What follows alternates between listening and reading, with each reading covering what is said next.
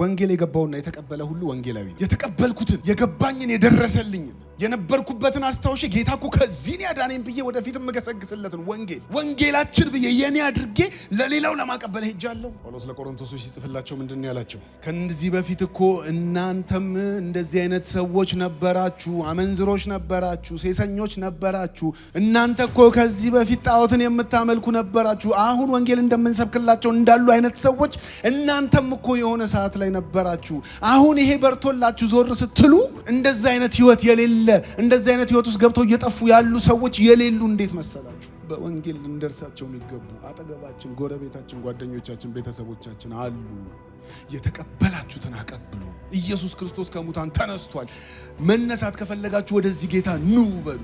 ከሲኦል አምልጡ። እንዴት? መንገዱ ኢየሱስ ነው በሉ። እንደ ተሰሎንቄ ቤተክርስቲያን ወንጌልን እናውጣው፣ እንደ መለከት እንጩኸው፣ በየሥራ ቦታችን እናድርሰው፣ በየትምህርት ቦታችን እናድርሰው፣ ለጓደኞቻችን እናድርሰው። ይሄ እውነት ዛሬም ይሰበካል። ዛሬም እዚህ አዳራሽ ውስጥ ጌታን የማያውቁ ሰዎች መምጣት አለባቸው፣ ወደዚህ እውነት መጨመር አለባቸው። ወንጌል የገባውና የተቀበለ ሁሉ ወንጌላዊ ከጨለማ ወደሚደነቅ ብርሃን ይጠራችሁ። የእርሱን በጎነት እንድትነግሩ ለርስቱ የተመረጠ አይደላችሁ? ቼክ ዩርሰልቭስ። ነኝ ካላችሁ የእርሱን በጎነት ተናገሩ።